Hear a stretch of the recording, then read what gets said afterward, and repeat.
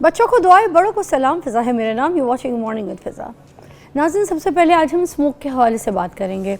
आपको पता है ये पूरा जो सीज़न है ये स्मोक का है, ठीक है। अब इसमें स्मोक की वजह से बड़े सारे इश्यूज़ हो जाते हैं, मतलब आपको पता है सांस के इश्यूज़ होते हैं। क्वालिटी इंडेक्स अगर मैं आपको सिर्फ उसका ही साहब बैठ जाए, मेरा लाइव जाना था। आप कैमरे के अंदर क्यों, किसको सलाम करने गए थे? क्या हो गया इसहाक साहब? इसहाक साहब कितनी उंगलियाँ हैं? शुक्र, ठीक है, ओके। मैंने कहा वो जो एयर क्वालिटी इंडेक्स की बात कर रहे हैं ना, हम लोग उस पर रहते हैं। चलो ओके। दिल्ली पहले नंबर पे है, ठीक है, लाहौर दूसरे नंबर पे है, मगर जो एयर क्वालिटी इंडेक्स है ना हमारा वो 253, जो कि मुझे लगता है कि बहुत ज़्यादा। 253 दिल्ली का भी है, ठीक है। तो ये बहुत ज़्यादा होता है, कोई नॉर्मल चीज़ नहीं है, बहुत बुरी सिचुएशन है। 100 से ऊपर अगर हो जाए तो ये ख़तरनाक हो जाता है नाज़रीन, ना कि जस्ट सी योरसेल्फ।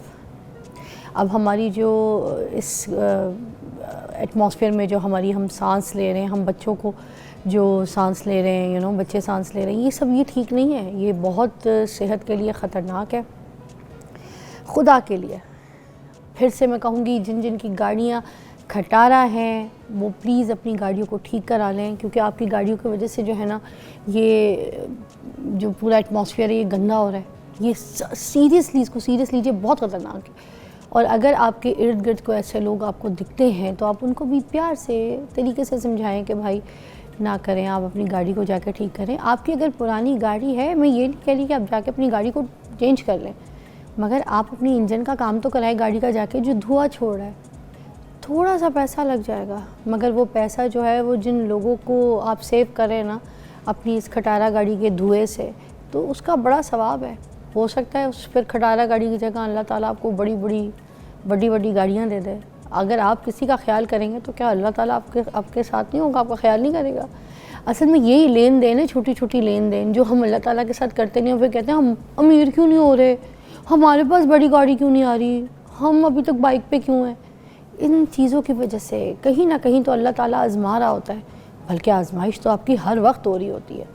तो जब ये हर वक्त की आजमाइश में आप फेल होते रहेंगे और अपनी परवाह करेंगे, सिर्फ अपनी बारे में सोचेंगे अपना, तो फिर अल्लाह ताला आपके बारे में नहीं सोचेगा। जब आप अपने बारे में इतना सोचेंगे फिर अल्लाह ताला क्यों सोचेगा आपके बारे में? तो कुछ काम जो है लोगों के लिए करें। जिस चीज़ के लिए हम इस दुनिया में आए हैं, हम सब अपने आप को पालने नहीं आए, हम लोगों के लिए भी आए। हम पे हर एक के हुकूक जो है उसका हिसाब किताब होगा, हमने पूरे करने। तो ये भी हमारे ऊपर लागू होता है कि हम दूसरों का ख्याल करें। हम इतने केयरलेस हैं कि अगर हमारी गाड़ी का धुआं किसी को नुकसान पहुंचा रहा है तो हम उस चीज़ को ये कहते हैं कि ठीक है, क्या जाता है। मगर भाई वही बात, ऊपर वाला तो देख रहा है ना, सबसे ज़्यादा हम अपने आप को नुकसान पहुंचा रहे हैं। तो चलिए, ये तो आज हमने फिर से आपके कान में एक बात डाली है कि आप ज़रा ख्याल रखें और फिर देखें अल्लाह ताला आपका कैसे ख्याल रखता है।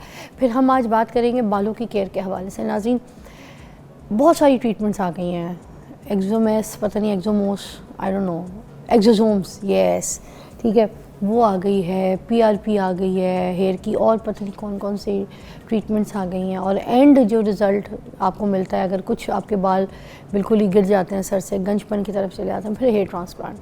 अब ये इतनी ज़्यादा सर्जिकल ट्रीटमेंट्स और ऐसे ये सब केमिकलों की जो ट्रीटमेंट हम बालों के लिए ले रहे हैं, आपको लगता है कि ये चीज़ें ठीक है हमारे लिए? हम पहले ज़माने में ये सब चीज़ें नहीं कराते थे बालों में, मगर हमारी जो गुत होती थी बालों की वो पकड़ी नहीं जाती थी, बाल की पोनी नहीं बांधी जाती थी, बाल सिल्की इतने होते थे, पकड़ो तो बाल गिर जाते थे, सर दर्द हो जाता था, जूड़ा बांधो तो कि भाई इतनी हैवी जूड़ा बनता था बालों का। अब वो दौर कहाँ गया? वही लोग हैं, वही आप हैं, वही मैं हूँ, मगर वो ज़माना, वो जो बालों की केयर है, उन चीज़ों को जो हम घर पे अपना लुक आफ्टर करते थे, उन चीज़ों से हट के अब हम जाके डॉक्टरों से पूछते रहते हैं, डॉक्टर साहब मेरे यहाँ से बाल गिर गए, डॉक्टर साहब मेरे वहाँ से बाल गिर गए, डॉक्टर साहब मेरी लेंथ नहीं बढ़ी, डॉक्टर साहब मुझे गंजपन मसला हो रहा है। It's all because of us. एक तो हमारी डाइट और ऊपर से हमारी ये जो लगाई है, ठीक है ना, हम लगाई बुझाई तो कर रहे हैं, मगर अपने सर पे वो जो लगाने वाली चीज़ें हैं ना, जो सही हैं, जो आपको नुकसान नहीं पहुँचाएंगी, वो नहीं लगा रहे। तो हकीम इसहाक साहब को हमने आज बुलाया है, इनके पास बहुत नॉलेज है। इसहाक सुल्तान साहब बहुत नॉलेजेबल बंदे हैं, इनके पास जो इल्म है मैं चाहूँगी आप तक भी आए और इसका इफ़ादा जो है वो आप लोग हासिल करें। हकीम इसहाक़ साहब जो थे पहले वो कैमरे की तरफ जा रहे थे, मगर अब मैं इनको अपनी तरफ ज़रा रुजू करवाऊँगी। अस्सलाम वालेकुम। वालेकुम अस्सलाम। कैसी तबीयत है? अल्हम्दुलिल्लाह, अल्लाह का बहुत करम। अच्छा, आज हम हेयर फॉल के ऊपर बात करेंगे, मगर मैं पहले ये बता दूं कि हकीम साहब जो हैं 60 ईयर्स ओल्ड हैं। ऐसी है? हकीम साहब आप 60 साल के हैं जी, एग्जैक्टली। और माशाल्लाह माशाल्लाह हेयर देखें आप इनका। ट्रांसप्लांट तो नहीं कराया? नेवर। अब बताइए 60 साल की उम्र में इतने घने, इतने अच्छे खूबसूरत बाल, कोई हेयर लाइन जो है वो भी पीछे नहीं गई है, बिल्कुल घने। अपनी मर्ज़ी से मैंने छोटे बाल कटाए हैं, बट ऑल दो सही घना बाल है। तो ख्याल तो कुछ ना कुछ तो करते ही होंगे। आज इनका ख्याल भी पूछें, आप क्या करते हैं अपने बालों के लिए? यहाँ पे तो सारे मर्द गंजे हो जाते हैं। ज़रा जब आप अपना ख्याल करेंगे, अपने ग़िज़ा प्रॉपर टाइम पे लेंगे, अपने बालों को प्रॉपर वॉश करेंगे, तो डेफिनेटली आपके बाल जो है वो नहीं गिरेंगे। अपने जैसे विटामिन्स आप पूरे लेते हैं, आपका प्रोटीन्स आप पूरी लेते हैं, तो यकीनी तौर पे आपके जैसे बाकी बॉडी आपके हेल्दी होती है, ऐसे आपके हेयर भी आपके हेल्दी होते हैं। तो जवानी में ही लड़कों को तो बाल गिर जाते हैं, ठीक उनकी है? अपनी आपको हेयर फॉल नहीं आया? कभी भी नहीं हुआ। अच्छा, ऐसा क्या एक्स्ट्रा कोई ख्याल करते थे आप जाके ज़ाहिर अपने है कि बालों मुझे के लिए? देखना होता है कि मैं एक तबीब हूँ और इस वक्त मेरा मिजाज क्या चल रहा है, उसके मुताबिक उसको ट्रीट करता हूँ, तो मेरे सिम्टम्स ख़त्म हो जाते हैं। क्या किया आपने? किस एज से ख्याल रखना? मुझे कभी इसका ऐसा प्रॉब्लम आया ही नहीं है। हाँ, कि मेरे कभी बाल बारीक हुए हों, कभी बाल गिरे हों, कभी मेरे बाल में डैंड्रफ हो, कभी मेरे स्काल्प जब वो ड्राई हो, नेवर। फैमिली में बाल अच्छे हैं या फिर? डेफिनेटली मेरे पेरेंट्स के अंदर बाल बहुत अच्छे हैं। मेरे फादर 115 साल में दुनिया से गए। 115 जी, माशाल्लाह। पूरे हेल्दी ईयर से उनके माशाल्लाह। वाह, तो मुझे बताएं ना, आप लोग क्या लगाते हैं, क्या खाते हैं, क्या करते हैं अपने मिजाज के हिसाब से? आपने कैसे अपने बालों का ख्याल किया, हम कैसे कर सकते हैं? जी, मैं इसके टॉपिक पे हम बात करेंगे। एक हर शख्स के लिए, जैसे मैं अक्सर आपके इस प्रोग्राम के थ्रू बात करता हूँ कि तिब के एक अपने पैरामीटर्स होते हैं, तिब एक अपने अंदाज में डायग्नोसिस करती है, उसको एक क्यों बीमारियां होती हैं उसकी वजूहात की रूट काज की तरफ जाते हैं। हम कभी सिम्टम्स के पीछे नहीं आते कि किसी को ये डैंड्रफ हो रहा है, या किसी को ड्राई स्किन हो रही है, या किसी को एक्जिमा हो रहा है, या किसी के बाल गिर रहे हैं, तो उसकी बुनियादी वजह क्या बनती है, हम तो उसके पीछे जाते हैं। और हमारे तिब के मुताबिक बाल गिरने की बेसिकली 3 वजूहात हुआ करती हैं। या तो आपकी जो है वो स्कल्प जो है उसके अंदर रतूबात की बहुत ज़्यादा हो रही होती है, और उसमें क्या होता है कि आपके बाल, जैसे आप पानी में कोई पौधा है उसके लिए पानी खड़ा कर दे, तो उसकी रूट्स क्या होंगी, वो गलना सड़ना शुरू कर देंगी, वो कमज़ोर होना शुरू। हालांकि वो पानी उसके लिए बहुत ज़रूरी था, लेकिन जब एक्सेसिव क्वांटिटी में उसमें मिलेगा, जैसे हम रतूबात बलगम कहते हैं, तो उससे बाल क्या होते हैं, पहले बारीक होंगे, ग्रे होना शुरू हो जाएंगे और रूट से गिरना शुरू हो जाएंगे। और दौर हाल इस वक्त जो मौसम चल रहा है, जिस वक्त हम बात कर रहे हैं, और इस वक्त बहुत सारे लोग इसी का प्रॉब्लम का शिकार हो जाएंगे, ये है सर्द और खुश्क मौसम। हमारे तिब के मुताबिक जब सर्दी और खुश्की बढ़ जाती है तो उसकी वजूहात भी तो कुछ होती हैं। एक तो जैसे मौसम आते हम अपने आप को हाइड्रेट नहीं करते, पानी पीना भूल जाते हैं। फिर बहुत सारी ऐसी कबाब है, ऐसे खट्टी चीज़ें हैं, तली हुई चीज़ें, ऐसी चीज़ें ले रही है जिसके अंदर जो है रतूबात बहुत कम होती है, हमारी बॉडी के अंदर ये चीज़ें आना शुरू हो जाए, हमारी बॉडी भी डिहाइड्रेट होती है। तो इसमें होता क्या है कि आप सर मैं होते के ऊपर बात करूँगी मगर एक ब्रेक के बाद, क्योंकि ये वाकई बात सही है कि जब बाल आपके झड़ते हैं ना, तो एक और वजह भी ये होती है कि आपकी बॉडी डिहाइड्रेट हो चुकी होती है। उसी तरह जैसे पौधे को पानी नहीं डालेंगे तो पत्ते गिरना शुरू हो जाएंगे, पौधा सूख जाएगा। उसी तरह हमारे जो पत्ते समझे, जो ये जो झाड़ें निकली हुई हैं बालों की, ये ड्राई हो जाएंगी, खुश्क हो जाएंगी और आपके बाल टूटना शुरू हो जाएंगे अगर आपकी बॉडी डिहाइड्रेट होगी। इस पर एलैबोरेट करेंगे हकीम साहब मगर ब्रेक के बाद।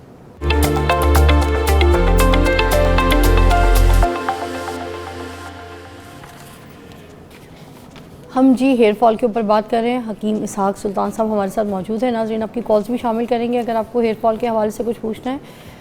ये जो खुश्क खोपड़ी होती है, इसके हवाले से ज़रा बताइएगा, इसकी आम वजूहात क्या होती है कि खोपड़ी खुश्क क्यों हो जाती है? जैसे मैंने अभी बताया है कि इसकी एक बड़ी वजह तो इस मौसम की वजह से, मौसम सर्द और खुश्क हो गया एक वजह। दूसरी, आपके अपने जिस्म के अंदर बहुत ज़्यादा ड्राइनेस पैदा होना शुरू हो जाती है। यानी आपने ग़िज़ाएँ ऐसी खाई जिसके मॉइस्चर था ही नहीं, जैसे बहुत ज़्यादा फास्ट फूड्स आपने इस्तेमाल किए, पकौड़े समोसे इस्तेमाल कर लिए, हलीम वगैरह का ज़्यादा इस्तेमाल कर लिया, ऐसी चीज़ बहुत चटपटी थी, खट्टे फलों का इस्तेमाल बहुत ज़्यादा कर लिया, तो आपकी बॉडी डिहाइड्रेट हो गई। आपने पानी कम से कम इस्तेमाल किया तो इसकी बहुत बड़ी वजूहत होती हैं जिसकी वजह से। और सेकेंडली ये भी है कि आपने बहुत ज़्यादा केमिकल्स इस्तेमाल करने शुरू कर दिए, यानी शैम्पूज़ वगैरह है या कंडीशनर वगैरह है जो नेचुरल नहीं होते, आप इस्तेमाल करना शुरू कर दिए। और आप बालों को सेकेंडली बार बार वॉश कर रहे होते हैं, तो बालों का अपना जो बेसिकली जो ऑयल आपकी स्कल्प प्रोड्यूस कर रहा होता है वो भी वॉश हो जाता है और आपकी खोपड़ी बिल्कुल ड्राई हो जाती है। अच्छा, क्या हमारी खुराक और पानी पीने की जो आदत हैं वो हमारी स्कैल्प के ऊपर असर डालती है? बिल्कुल। जैसे हमारी बीमारियां होती क्या हैं, 3 तरह की वजूहत होती हैं। एक तो ये है कि एटमॉस्फेयर जैसे हम जिसमें रह रहे हैं उसके असरात, जैसे अब सर्दी खुश्की का मौसम आ गया। दूसरी ग़िज़ाओं का, अगर आप ऐसी ग़िज़ाएँ कम लेते हैं जिनके अंदर जो है वाटर कंटेंट्स कम है तो भी ये आपके बालों को ड्राई कर देंगे, आपके स्कल्प को ड्राई कर देंगे। और थर्ड ये होता है कि आप नफसियाती तौर पर उस वक्त किस कंडीशन में जा रहे होते हैं। यानी 3 वजूहत। लेकिन जो आप बता रहे हैं ग़िज़ा, इसका बहुत अमल दखल होता है हमारी स्किन को जो है और बालों को हेल्दी रखने के अंदर। अगर हम प्रॉपर तब न्यूट्रिएंट्स ले रहे होते हैं, हेल्दी डाइट ले रहे होते हैं, बैलेंस डाइट लेते हैं, तो यकीन जो हमारी पूरी बॉडी जब हेल्दी होती है हमारे बाल भी वहाँ पर हेल्दी होते हैं। अच्छा, रोज़ाना बाल धोना हमारी जो खोपड़ी है उसको खुश कर देता है, हमारी स्कैल्प के लिए फ़ायदेमंद है या बुरा है? अगर तो आपकी स्किन जो है वो ऑयली है और एक्स्ट्रा ऑयली है जिसकी वजह से बाय पोल्यूशन वगैरह ज़्यादा, डस्ट ज़्यादा उसमें आ रही है, तो आप एक दिन छोड़ के एक दिन इसको वॉश करें। बट अगर आपकी स्किन ड्राई है तो फिर आपको 3 से 4 दिन के बाद इसको करना चाहिए। और ऐसे उसके लिए साबुन इसमें जो मॉइस्चराइज़र्स हों, ऐसे आप कंडीशनर शैम्पू इस्तेमाल करें जो आपकी स्कल्प को मॉइस्चराइज़ कर सके, तो ये आपके लिए ठीक है। अच्छा, और मुझे ये भी बताइएगा कि ये जो शैम्पूज़ है जब हम लोग ख़रीद रहे होते हैं, कंडीशनर्स ख़रीद रहे होते हैं, तो उस वक्त हमें कौन सी ऐसी चीज़ें हैं जिसका ख़ास ख्याल रखना चाहिए कि उसके अंदर होनी चाहिए, उसके अंदर नहीं होनी चाहिए? फर्स्ट ऑफ ऑल तो कोशिश करें कि आप नेचर के करीब जाएँ। आप बिल्कुल ऐसे शैम्पू यूज़ करें जिसके अंदर ये हर्ब्स इस्तेमाल की गई हों, केमिकल्स कम से कम इस्तेमाल किए हर्बल गए। शैम्पूज़ की तरफ भी आ सकते हैं जी, हर्बल शैम्पूज़ की तरफ आ बिल्कुल सकते हर्बल हैं? शैम्पू की तरफ आएंगे तो हर्बल में ऐसे कोई केमिकल्स नहीं होते, वो नेचुरली बहुत हेल्दी होते हैं। लेकिन वो भी आपने जो लेने, आपने स्कल्प की कंडीशन को देखते हुए लेने, क्या आपका जो है वो स्कल्प ड्राई है या ऑयली है। अच्छा, उसके मुताबिक आपको कंडीशनर हमने और बाल को नहीं देखना, हमने हमारे स्कैल्प को देखना है। एग्जैक्ट स्कैल्प को देखेंगे कि वहीं से तो नूरिशमेंट होनी है, वहाँ से बालों की। आप बालों मगर वो जैसे शैम्पू पे लिखा होता है for dry hair, for damage hair, वो हम सिर्फ स्कैल्प को देखें, हम ड्राई हेयर और ये वो चीज़ें ड्राई ना हेयर तभी आएंगे ना जब उसकी नूरिशमेंट नहीं हो रही है। जिन्हें आपका स्कल्प अगर ड्राई है तो डेफिनेटली आपके बाल भी रूखे होंगे, खुश्क होंगे, और वो बाल जड़ से नहीं टूटेंगे, वो रास्ते में टूटेंगे, आधे आधे टूटेंगे। जो जड़ से निकलती है ना, वो तो मैं पहले आपको बताया, रतूबात की ज़्यादती होगी, प्रोटीन की डेफिशिएंसी होगी, आपके अंदर आयरन की डेफिशिएंसी होगी, आपका HB लेवल डाउन जा रहा होगा, तो फिर बाल बारीक होंगे, रूट से निकलेंगे। लेकिन जब स्किन ड्राई होगी, जिसे इसका ड्राई स्कल्प हम कह रहे हैं, उसके अंदर बाल जो हैं वो जड़ से नहीं उखड़ते बल्कि टूटते हैं। ठीक, और बाल छोटे रह जाते हैं। ठीक है, वो इसी वजह से उसका ट्रीटमेंट डिफरेंट करेंगे आप। ठीक है। एक कॉल है सबा की, शामिल करते हैं। अस्सलाम वालेकुम सबा। कैसी हैं फिजा? मैं ठीक ठाक। सबा, आप कैसी हैं? शुक्र, मैं ठीक। क्या पूछना चाहेंगी? हेयर फॉल के हवाले से बात कर रहे हैं, आज हमारा टॉपिक है। मैंने ये पूछना था अपने साथ से कि मैंने डॉक्टर किया था कि 7 महीने तकरीबन हो गए तो मैंने रिकवरी फेज में, तो मैंने ये सुना है कि ये फ्लैक्सीड होता है ना, उसका पाउडर भी खाना चाहिए और उसको बालों में उसकी जेल आपकी आवाज़ नहीं आ रही मुझे, पीछे PCR में बताइएगा क्या कह रही हैं। जी अब आ रही है? आप पीछे PCR में समझे, मुझे बता दें, मुझे आवाज़ नहीं आ रही यहाँ पे। PCR में आप समझ लें वो क्या कह रही है, सुन लें, मुझे बता दें। अच्छा जी, कोई सबा कुछ कह रही है मगर मुझे क्योंकि एग्जैक्टली आवाज़ समझ नहीं आ रही। नहीं समझ आ रही। हाँ, जो कॉलर हैं थोड़ा सा टेम्पो पर करके बात करेंगी तो मुझे आवाज़ आ जाएगी। अच्छा जी, क्या कह रही हैं सबा, बताइएगा। अली राना, उनको जॉइंटस हुआ था, फिर उसके बाद उनका हेयर फॉल का इशू आया था, फिर किसी ने उनको कहा जो फ्लैक्स सीड्स होते हैं ना वो आपको खाने चाहिए, तो क्या ये सही है? जब जॉइंटस होता है वहाँ फ्लैक्सीड काम नहीं करते बल्कि वो हरारत को बॉडी में और ज़्यादा बढ़ा देते हैं, जिसकी वजह से उनका हेयर फॉल और ज़्यादा हो जाएगा। उसके लिए उनको अलग तरह के हर्ब्स होते हैं जो उन्हें यूज़ करनी होती हैं, जिसके लिए मैं कुछ कहवाजात बताता हूँ। ख़ास तौर पर मैं सिंपल से ऐसे लोगों को बताता हूँ कि आप सिर्फ सौंफ और ज़ीरा एक चुटकी वो डालें, 1 कप पानी में बॉयल करें, 2-3 बॉयल आए, उसके बाद उसको ठंडा करके दिन में 2 दफ़ा पी लें। उससे क्या होगा कि इनके बालों के जो ग्लैंड्स हैं जो ओवर एक्टिव चले गए थे वो उनकी स्वेलिंग कम हो जाएगी और इस तरह उनके बाल गिरने कम हो जाएंगे। और लगाने के लिए ख़ास तौर पर उनके लिए जिनको गर्मी की वजह से बाल गिर रहे होते हैं, एक तो ऐसे लोग होते हैं जिनकी स्कल्प जो है वो बहुत ज़्यादा ऑयली होता है, जिसके अंदर डैंड्रफ हो जाती है और उसमें जो इसके ऊपर से जो गिरती है स्किन, जो डेड स्किन जो गिरे वो बड़े बड़े छिलकों में होगी, वाइट इन कलर में होगी, येलोइश इन कलर में होगी और ऑयली होगी। तो ऐसे लोगों को जो ऑयल इस्तेमाल करने हैं वो भी ऐसे करने हैं जो गर्मी को कम करने वाले होते हैं, जिसमें हमारे यहाँ रोगन कद्दू है, इससे धनिया का तेल है। ये दोनों तेल अगर वो मिला के इस्तेमाल करते हैं और इसका जो है अपने बालों की जड़ों के अंदर, तो उनके बाल गिरने बिल्कुल ठीक हो जाए, उनके बाल हेल्दी भी हो जाएंगे इससे। अच्छा, अगर हम मिजाज के मुताबिक अपनी दवाओं का इंतखाब नहीं करते तो फिर हम कहते हैं हर्ब्स ने काम नहीं किया। दरअसल हमारी उसके ना तो तशखीस प्रॉपर थी और ना ही तजवीज़ प्रॉपर थी। क्या बात है, इसलिए हमारे बजाय फ़ायदा देने की बड़ा सही आपने इलाज बताया, तजवीज़ किया। साइमा की कॉल है। अस्सलाम वालेकुम। वालेकुम अस्सलाम, कैसी हैं किताब? जज़ाकल्लाह, शुक्रिया, ठीक ठाक, आप बताइए। अब मैंने ना पूछना है, मेरी बेटी है 13 साल की और उसके बाल जो है काफी सफेद हो गए हैं ना, इतनी उसके जल्दी? लिए पूछना चाहती हूँ कि मैं क्या करूँ। हाँ, सही परेशानी की बात से है। कमी नहीं है, ना कैल्शियम की कमी है, ना आयरन की है, कुछ भी नहीं है ना, वो सारे टेस्ट मैंने करवा लिए हैं। अच्छा, नहीं बहुत जल्दी है, 13 साल की उम्र में बाल ये सफ़ेद। कोई अंदर का कोई नज़ला तंग कर रहा है? और इतनी एज में तो कभी भी नहीं होते, ये अब आप 25 के बाद या 30 के बाद होते हकीम हैं। साहब, वो अंदर का कोई नज़ला, कुछ कहते हैं बड़े बुजुर्ग घर में कहते हैं ना कि बच्ची को अंदर कोई नज़ला है, वो तंग कर रहा है, कुछ है ऐसा होता है? ऐसा ही होता है कि वो कह रहे हैं उनका HB लेवल भी बिल्कुल ठीक है, उनका प्रोटीन लेवल भी बिल्कुल ठीक आयरन है, सब लेकिन कुछ, उसके बावजूद उनको अपनी डाइट को रिच रखना पड़ेगा। और इसके लिए हमारे यहाँ जिन बच्चों के बहुत अर्ली एज के अंदर बाल सफ़ेद हो जाते हैं, बेसिकली हमारे जो ब्लड के अंदर एक मादा पैदा हो रहा था जो हमारे बालों को जो कलर देता होता है वो प्रोड्यूस होना कम हो जाता है। अब उसके लिए हमारे पास जो बेहतरीन हर्ब्स हैं और सारे लोग उसको जानते हैं, बड़ा आम सा है वो, जिसे हम त्रिफला कहते हैं, यानी हरड़, बहेड़ा और आंवला। ये तीन, जिसे हम तिब के ज़बान फल कहते हैं, हरड़, बहेड़ा और आंवला, ये लेके इनकी छिलके अलग कर ले, इनकी गुठलियाँ जो है फेंक देनी है, ये पाउडर करके रख ले। 1 चमची रात को 1 कप पानी में भिगो दे, सोख कर दे, सुबह पानी निथार के पी लें। चंद माह रेगुलर इस्तेमाल करने से बिफोर द एज जो बाल जो उनके हेयर ग्रे होते हैं वो बिल्कुल नेचुरल और नॉर्मल अपने ब्लैक कलर में आना शुरू हो जाएंगे। वाह, ज़बरदस्त। अच्छा, एक और चीज़ में, एक और नुस्खा भी, क्योंकि वो मेरे बड़े अच्छे पॉडकास्ट में कुछ लोगों ने इस्तेमाल किया तो उनको बड़ा इफ़ादा हुआ।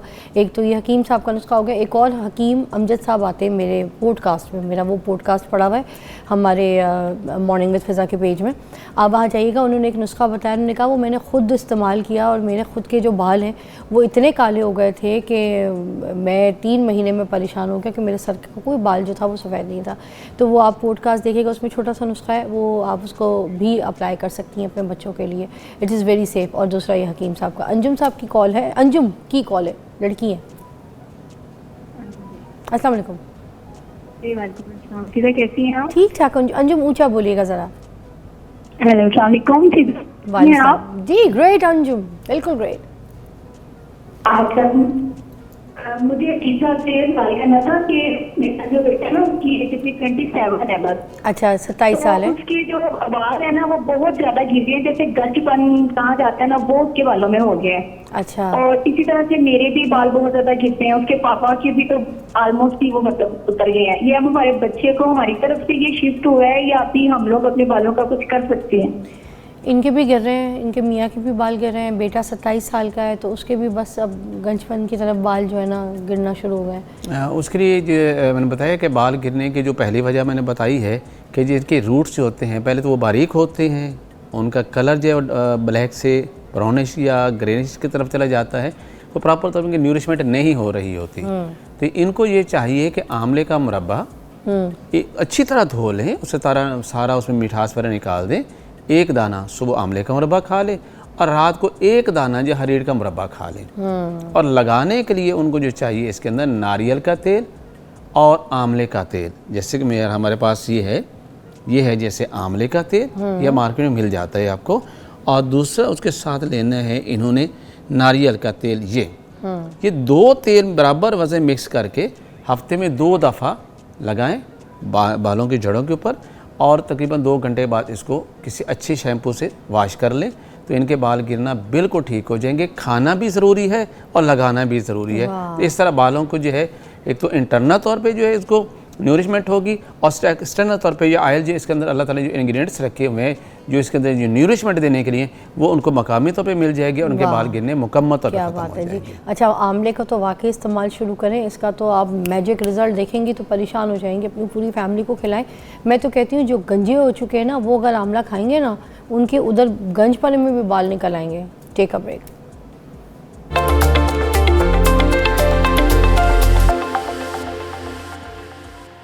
हमारा जिस्म जो है ना नाज़रीन, वो पानी से चलता है। ये मैं बार बार कहती हूँ, पानी का इस्तेमाल जो है ना अपनी ज़िंदगी में बहुत ज़्यादा कर लें, और इस बात पे यकीन करें कि जब आप पानी पिएंगे तो आधे ज़िंदगी के जो मसाइल हैं वो वैसे ठीक हो जाएंगे। मगर हमने अपनी ज़िंदगी को मोबाइल से चलाया हुआ है, हम अपनी ज़िंदगी को पानी से नहीं चला रहे। हकीम साहब सही कह रही हूँ मैं? बिल्कुल, और ख़ास कर इस मौसम के अंदर तो जब हम पानी पीना भूल, जब प्यास कम लगती है तो हम पानी कम लें। बड़े मुश्किल दिन में 2 गिलास ले लेंगे, जबकि हमें कम से कम 8 सर्दियों के अंदर 8 से 10 गिलास पानी लेना चाहिए। उससे फिर हमारे ये जो अभी जो ज़्यादा कंप्लेन आती है हमारे पे, ये हमारे सर की जल्द है वो ड्राई हो रही है, हमारे बाल जो हैं वो खुश्क होते जा रहे हैं, हमारे बालों के अंदर स्कल के अंदर जो है वो बहुत ज़्यादा खारिश होना शुरू हुई है, बारीक बारीक दाने निकल रहे हैं और हमारे बाल टूट रहे हैं। तो उसकी बुनियादी वजह तो यही है, हम डिहाइड्रेट रहते हैं, हमारी बॉडी को हाइड्रेट करते नहीं है। अगर आप सिर्फ बॉडी को जो है पूरी बॉडी को हाइड्रेट कर लें, और प्लस जो मैं आपको इसमें फार्मूलेशन दूंगा ख़ास इस मौसम के लिए, जो अक्सर लोग मुझसे आके शिकायत है, जैसे ही सर्दियाँ आती हैं जी मेरे स्किन जो है वो बाल जो है वो ड्राई हो जाते हैं, उसमें खुश्की है, वो सिकरी है, वो गिरना शुरू हो जाते हैं, उसमें खारिश होना शुरू हो जाती है, उसमें बारीक बारीक दाने निकल आते हैं जो खुश्क से होते हैं, जिसमें कोई पास वगैरह नहीं होती। तो ये अक्सर शिकायत करते हैं ये लोग हमसे। अच्छा, एक बाल है, ठीक है, ये अब बाल है, इसको क्या किया है कि इसका रंग ब्लीच से उड़ा दिया जी। ब्लीच से उड़ाने के बाद इसके ऊपर फिर दूसरे रंगों का चढ़ाव किया गया। अब इस बाल में क्या जान रहनी है? वैसे कहा जाता है कि जो बाल सर से उग जाता है उसमें जानवन कोई नहीं होती, जो अंदर रूट होते हैं स्कैल्प, वही स्कैल्प के अंदर के जो बाल होते हैं वही जानदार होते हैं। इसमें क्या सच्चाई है? नहीं, क्यों नहीं, ये बाल अब वही तो बाल आगे बढ़ते जा रहे हैं ना आपके। तो ये बिल्कुल जान वाले बाल होते हैं। नहीं, इसमें आप नर्व से नहीं होती, हम ये नहीं कह सकते कि आप इसको काटते रहते हैं इसको कोई पेन नहीं होती, बट इसकी न्यूरिशमेंट तो वहीं से हो रही है ना। हाँ, इसकी ग़िज़ा तो वहीं से मिल रही है। हाँ। आप इसको ड्राई कर देंगे, इसको ख़राब खुद कर लें केमिकल लगा लगा के, तो इसका क्या हाल होगा?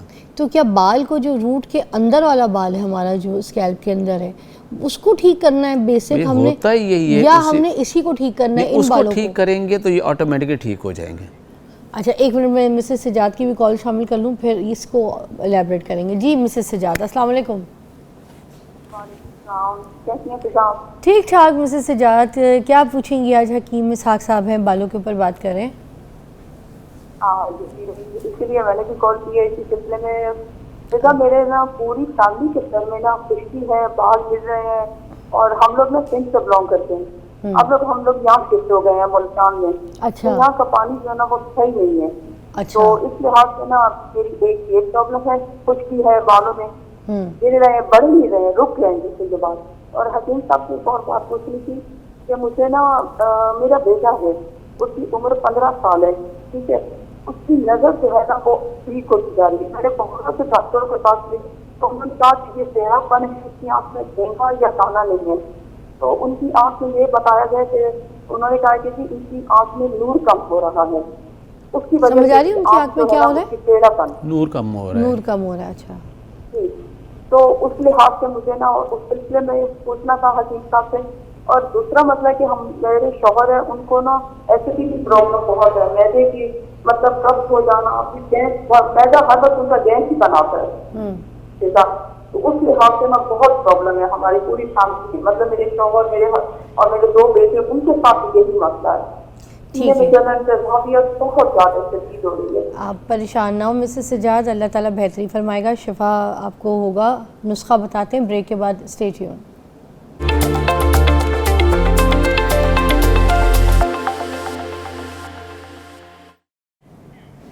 Okay, welcome back, you watching morning with Fiza.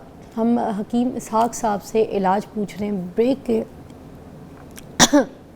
Break पे जाने से पहले हमारे पास जो कॉल आई थी उसमें उन्होंने पूछा कि उनका जो बेटा है 15 साल का है मगर उसको उसकी आंखों का नूर जा रहा है, कम होते जा रहा है, तो उसके लिए कोई इलाज बता दीजिए पहले। उसके लिए एक होम रेमेडी है, वो घर में बना लेंगे। 100 ग्राम उन्होंने लेने हैं बादाम की गिरियाँ लेनी है, अच्छी क्वालिटी के बादाम हो, 100 ग्राम वो ले लें और उसके अंदर 50 ग्राम जो है वो सौंफ है वो पाउडर करके डाल लें और 25 ग्राम उसके अंदर सब्ज़ इलायची जो है वो डाल दें और हस्बे ज़ायक़ा उसके अंदर चीनी ऐड कर लें। तो ये एक पाउडर उनके पास तैयार होगा।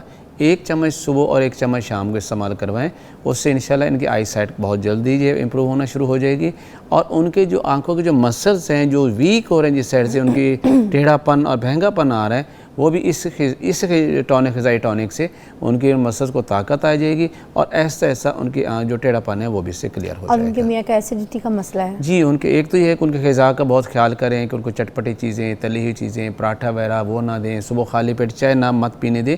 और खाने के लिए बड़ी सिंपल सी दवा है, हल्दी, मलट्ठी, सौंफ, 3 चीज़ें इनको पाउडर करके रख ले। 1-1 चम्मच चाय वाला सुबह दोपहर रात खाना खाने के आधा घंटा के बाद खाएं।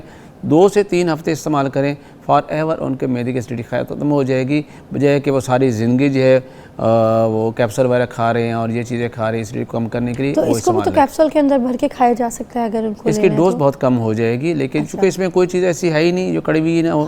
जैसे मलट्ठी भी ऐसा कड़वी नहीं है, सौंफ भी नहीं है, ऐसा नहीं है। हल्दी, मलट्ठी, सौंफ 3 चीज़ें हैं, बराबर वजन में पाउडर करके रखें। चाय वाली आधी चम्मच दिन में 3 से 4 हफ्ते इस्तेमाल करें और बिल्कुल एसिडिटी ख़त्म हो जाएगी। सर अपने घर से जो है ना लाल मिर्चों को ख़त्म कर दें, क्योंकि जो एसिडिटी है और ये जो सीने की जलन और खट्टी डकारे, ये सब कुछ जो है ना लाल मिर्चों की वजह से होता है। अपनी ज़िंदगी से लाल मिर्चों को ख़त्म करें। अपनी हांडी में अदरक के साथ हरी मिर्च को कूट के फिर हांडी में डालें तो वैसी जायका आएगा। दूसरा काली मिर्चों का इस्तेमाल करें रादर दैन दिस लाल मिर्चें। मेरे घर में लाल मिर्चें नहीं आती, मुझे सालों हो गए इस्तेमाल किए हुए। बाज़ारी खाना खा लूँ तो खा लेती हूँ, वरना लाल मिर्चें नहीं खाती, बड़ी ख़तरनाक होती है बहुत ज़्यादा, स्पेशली लोग तो अंडे पे कच्ची डाल के खा रहे होते हैं, नुकसानदेह। और ख़ातून ने जो हमसे पूछा है कि उनके जो बाल हैं वो ड्राई हो रहे हैं, वो गिर रहे हैं, तो उसके लिए ये है कि मैं बता, अजवाइन और पुदीना का कहवा है, 1 चुटकी अजवाइन और 1 चुटकी पुदीना 1 कप पानी में डालें, इसको बॉयल करें, 2-3 बॉयल आ जाए, उसके बाद उसको ठंडा करके सुबह शाम 1-1 कप ये ले लें। और लगाने के लिए जो एक ऑयल मैं बता रहा हूँ वो ज़रूर। और वो कावे का बता दें कि ये कावा, क्योंकि मुझे भी उन्होंने रेकमेंड किया था, ये कावा आपकी स्कैल्प की जो स्कैल्प है उसकी ड्राइनेस को ख़त्म करता है, विच इज़ वेरी इफेक्टिव। अगर आप इसको रेगुलर इस्तेमाल करते हैं तो आपका स्कैल्प जो है उसकी ड्राइनेस को बिल्कुल रिमूव कर देगा और आपके बालों में एक थोड़ा सा मॉइस्चर आना शुरू हो जाएगा। ठीक है, लास्ट मिनट है जी, हम आपको थैंक यू करेंगे। और बहुत सारे ऐसे नुस्खे साथ साथ इल्म है, आप तो माशाल्लाह आपसे बड़ा इल्म हम हासिल करते हैं। फिर आपको मधु करेंगे अपने शो पे, बट आज के लिए इतना ही। बहुत बहुत शुक्रिया। इस्तेमाल कीजिए इन चीज़ों को, अपनी लाइफ को चेंज कीजिए। और हम एक ब्रेक लेते हैं।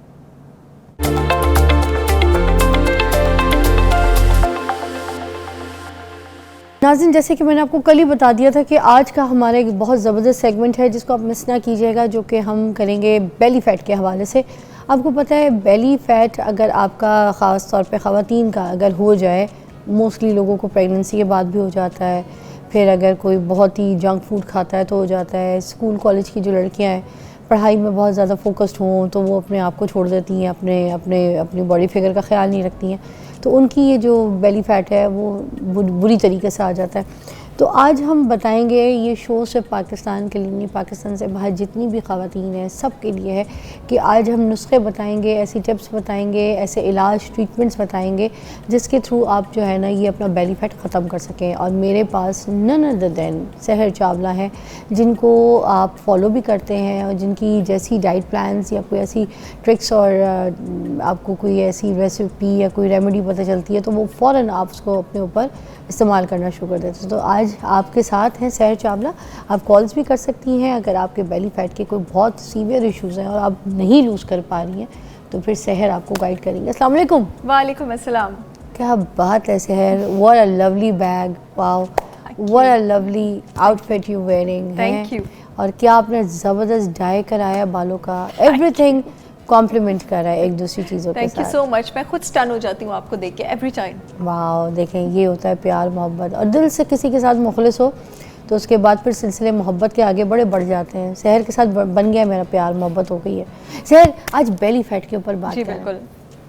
ये तो सबसे बड़ा मसला है। तो एक तो 2-3 चीज़ें बता दें, किस एज से आना शुरू हो जाता है, कब ख्याल करना है, और वजूहात क्या होती हैं आम बेली फैट बढ़ने की। बहुत फेवरेट टॉपिक है ये मेरा, और उसकी रीज़न ये है, इसमें मिस इन्फॉर्मेशन बहुत ज़्यादा है ना, और बेली फैट का प्रॉब्लम भी बहुत ज़्यादा है।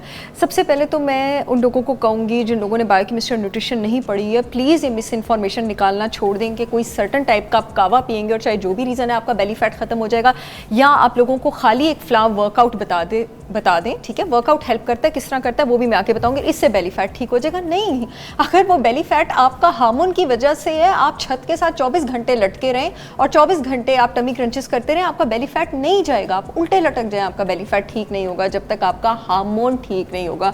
और यही वजह है कि बड़ी सारी खवातीन जिनका सारी जिंदगी बड़ा अच्छा फिजिक रहता है, सिलेंडर टाइप बॉडी रहती है या आर ग्लास टाइप बॉडी होती है, एकदम मेनोपॉज के बाद नीचे से वो ऐसी हो जाती है, सिलेंडर टाइप फट जाता है पड़ जाता है बेचारियों का, और उनको एक बस में नहीं होता, और वाकई कोई यकीन नहीं करता। जब मेरी पेशेंट्स हैं मैं यकीन करती हूँ, क्योंकि मैंने पढ़ा हुआ है ना, जब वो आके कहती है डॉक्टर साहब हम पूरा दिन कुछ नहीं खाते और ये हमारी बॉडी है। I do believe that. आज हम उसी पे बात करेंगे। पहले हम उस बॉडी टाइप की बात कर लेते हैं जिसमें आपके पास फीमेल हार्मोन की ज्यादती हो रही है, जो कि आपका फीमेल सेक्सुअल हार्मोन एस्ट्रोजन है। एस्ट्रोजन की कमी पे फिर भी लोग बात करते हैं, मैं उस पर भी करूँगी। एस्ट्रोजन टॉक्सिसिटी के बारे में मैं बात कर रही हूँ, और वो आजकल ज़्यादा कॉमन इसलिए है क्योंकि एस्ट्रोजन टॉक्सिसिटी आती है आपके पास सिंथेटिक प्रोडक्ट से, कॉस्मेटिक से, जो कि ज़ाहिर है मैंने भी यूज़ किए हुए हैं, आपके पास प्लास्टिक से आती है, आपके पास जंक फूड से आती है। आपके जिगर का काम होता है बॉडी के हर टॉक्सिन को न्यूट्रलाइज करना, खारिज करना, यानी ठीक है। आपकी ये जितने भी इंसेक्टिसाइड्स हैं, हर्बिसाइड्स हैं, रेस्टोरेंट के प्रोडक्ट्स हैं, चाइनीज़ रेस्टोरेंट्स में जो जो चीज़ें इस्तेमाल होती हैं, सब में टॉक्सिक एस्ट्रोजन होता है। आपके लिवर में वो लोड होता जाता है, लिवर इसको निकालता जाता है। जब आपका जंक फूड और इन सब चीज़ों की तरफ एक्सपोजर बहुत ज़्यादा रहता है, लिवर की बस हो जाती है, मैं आसान लफ्ज़ों में लोगों को समझाऊंगी, और लिवर उसको खारिज करने में नाकाम हो जाता है। यहाँ पे बिल्डअप शुरू होता है एक नए सिलसिले का लिवर में टॉक्सिक एस्ट्रोजन का। टॉक्सिक एस्ट्रोजन का जब आपके पास बिल्डअप होता है तो जो फैट आपको मिलेगी, अब मैं उसकी टाइप बताने लगी हूँ। आप कैसे पहचान सकते हैं? जिन खवातीन को पीरियड्स की ब्लीडिंग बहुत ज़्यादा होती है और उनका जो नीचे वाली बॉडी है वो बहुत ज़्यादा फैल गई है, हिप्स और थाइज बहुत ज़्यादा फैल गई हैं। पियर शेप्ड बॉडी होना सारी जिंदगी एक अलग चीज़ है। पियर शेप्ड बॉडी आपके पास होती है कि आपका नीचे वाला, जनरली बचपन से एक टेंडेंसी होती है कुछ लोगों की कि उनके हिप्स और थाइज मोटे होते हैं, अपर बॉडी उनकी पतली होती है। अगर आपकी पियर शेप बॉडी भी रही है ना, लेकिन सडनली एकदम ऊपर से आप स्मॉल साइज और नीचे से आप लार्ज या एक्स्ट्रा लार्ज हो गए हैं, ऐसा होता है, और ऊपर वाला पेट नहीं निकला हुआ, सिर्फ ये नीचे वाला पेट निकला हुआ है, लेकिन ये बैलून की तरह नहीं निकला होगा, ये ऐसे नीचे की तरफ को गिरा होगा, ठीक है, फॉल कर रहा होगा, नीचे की तरफ को गिरा होगा, सिर्फ ये वाला हिस्सा गिरा होगा। तो ये आपकी एस्ट्रोजन टॉक्सिसिटी है, इसको यहीं पे पकड़ें, वरना आफ्टर 52, नॉर्मली आफ्टर 52 आपकी ओवरीज रिटायर हो जाती हैं और एस्ट्रोजन बनाना टोटली छोड़ देती हैं। चाहे आपको मेनोपॉज हो भी जाए ना, ओवरी थोड़ा थोड़ा बना रही होती है, 52 की एज में बिल्कुल छोड़ देती है, फिर उस वक्त नहीं ये कंट्रोल होनी, जो ये वाली बॉडी हो जाएगी वो बहुत बुरी। अब इसको आपने कंट्रोल कैसे करना है? एस्ट्रोजन टॉक्सिसिटी में आप टोटली वेजिटेरियन हो जाते हैं, क्योंकि टॉक्सिक एस्ट्रोजन को आपके पास जो केमिकल जिस्म से निकाल सकता है वो है DIM. DIM is diindolyl methane. Diindolyl methane हरी सब्जियों में होता है, खासकर क्रूसीफेरस वेजिटेबल में। बड़ा महंगा, जो लोग अफोर्ड कर सकते हैं, एक सिंथेटिक सप्लीमेंट मिलता है डिम का, उसकी 400 मिलीग्राम डोज आप डेली एम्प्टी स्टमक भी ले सकते हैं। 400 मिलीग्राम डिम से आप समझें कि आपने एक पूरा जो बड़ा डब्बा है ना, वो हरी सब्जी का खा लिया सिर्फ एक टैबलेट में। अगर आप ले सकते हैं तो एक्सपेंसिव सप्लीमेंट होता है, ज़्यादातर लोग कराते भी इम्पोर्ट ही हैं, जो लोग मंगवाएं। जो लोग नहीं कर सकते, परेशान होने की ज़रूरत नहीं है। ऑर्गेनिक ग्रीन पाउडर्स पाकिस्तान में बहुत अच्छी ब्रांड्स के मिलते हैं, आप ग्रीन पाउडर्स ले सकते हैं, आप हरी सब्जियां खा सकते हैं, और अपने लिवर ग्रीन पाउडर्स में माचा वगैरह भी शामिल है? डेफिनेटली आ जाता है। ग्रीन पाउडर्स में मैं लोगों को बता दूं, स्वांजना पाउडर आ जाता है, करेला पाउडर आ जाता है, आंवला पाउडर आ जाता है, पालक बहुत अच्छी है इसके लिए। क्रूसीफेरस वेजिटेबल्स में कैबेज आ जाता है, पालक आ जाता है, केल आ जाता है, ब्रोकली आ जाता है। और अगर आपको ये वाला मोटापा है ना, तो लिवर का डिटॉक्स करना बहुत ज़रूरी है, क्योंकि लिवर का एक सिस्टम होता है, हमने पिछली एपिसोड में भी बात की थी, CYP450, वो डाउन गया होता है, वो ऊपर आते जब लिवर डिटॉक्स होता है। एक बड़ी ज़बरदस्त चाइनीज़ हर्ब है मिल्क थिसल, जिसका आप सिंथेटिक सप्लीमेंट भी बहुत कॉमन है, और पाकिस्तान की बहुत रिप्यूटेबल ऑर्गेनिक ब्रांड्स भी उसको बना रही हैं। एक तो मिल्क थिसल आपको इस्तेमाल करना है। लिवर किन किन चीज़ों से डिटॉक्स होता है मैं नाम बता देती हूँ। त्रिफला, त्रिफला आयुर्वेदा की हर्ब है। त्रिफला 3 आयुर्वेदिक हर्ब से, 3 चीजों का, 3 से बनती है। आंवला, हरड़, बेहड़। आंवला आप त्रिफला की सूरत में भी लेंगे, आंवला आप अलग से भी लेंगे। क्यों? लोग समझते हैं kinnow is the richest source of vitamin C on this planet, amla is the richest source of vitamin C on this planet. Vitamin C liver को डिटॉक्स करने के लिए, ओवरऑल बॉडी के एंटीऑक्सीडेंट फंक्शंस के लिए भी बहुत अच्छा होता है। फेनल, आंवला जो सूखा वाला होता है आंवला उसको भी पानी में अगर डाल के सुबह उसका पानी पी ले तो भी होती है डिटॉक्स? आंवला पाउडर लें आप फिजा, या किसी ने भी जिसने लेना है, और वो नीम गर्म पानी में उसको करना शुरू कर दे। जितनी भी खवातीन, मैं रोज सुबह ये करती हूँ। उसकी रीजन ये है कि मेकअप से, सिंथेटिक प्रोडक्ट से मजबूरी है, काम ऐसा है, एक्सपोजर ज्यादा है। तो जितने भी लोग, मैं तो कहती हूँ 35 जिन औरतों ने क्रॉस किया, स्टार्ट करें। Don't wait for bad things to happen, ठीक है। अच्छा, फेनल, सौंफ आपके पास आ गई, चुकंदर, बीट रूट, ये आपके पास लिवर को डिटॉक्स करता है। ग्रीन टी एक्सट्रैक्ट्स, ये आपके पास लिवर को डिटॉक्स करती हैं। दारचीनी, दारचीनी एक हमारी पाकिस्तानी भी, एक श्रीलंकन, जो सेलोन श्रीलंकन दारचीनी होती है ना, वो बड़ी, उसका बड़ा अच्छा लेवल होता है आपके पास लिवर को डिटॉक्स करने में, वो आप यूज़ कर सकते हैं। Coffee powder, black coffee powder, वो आप लिवर को डिटॉक्स करने में यूज़ कर सकते हैं। इंटरमिटेंट फास्टिंग करें। कॉफ़ी पाउडर जो है वो वही कॉफ़ी है ना? ब्लैक कॉफ़ी पाउडर, आप black coffee just like a coffee, right? बिल्कुल, एब्सोल्युटली, आप ब्लैक कॉफ़ी भी ले सकते हैं। आप अपने लिवर को डिटॉक्स करें, आप इंटरमिटेंट फास्टिंग करें, आप वेजिटेरियन हो जाएं। डिम मैंने बताया है। एक और मैं 2 आर्टिफिशियल सिंथेटिक सप्लीमेंट्स लोगों को बताना चाहूँगी। या तो ऑर्गेनिक नेटल रूट पाउडर कहीं से ले लें, या फिर नेटल रूट एक्सट्रैक्ट के सप्लीमेंट्स भी मिलते हैं। 200 से 400 मिलीग्राम की डोज, अगर आपको ब्लीडिंग ज़्यादा हो रही है पीरियड्स में। तो मेरी बहुत सारी क्लाइंट्स हैं माशाल्लाह जिनको फाइब्रॉइड से अब दुआएं देती हैं, शफा देने वाला अल्लाह ताला होता है। डिम, कैल्शियम ग्लूकरेट और नेटल रूट, मैजिकल कॉम्बिनेशन है ये। कैल्शियम ग्लूकरेट आपने 500 मिलीग्राम की डोज, ये वाली यहीं से दोबारा इसको बता दीजिएगा। एक ब्रेक लेंगे, ब्रेक के बाद ये जो नुस्खा बता रही है ना, आप प्लीज़ कॉपी पेंसिल पकड़ें।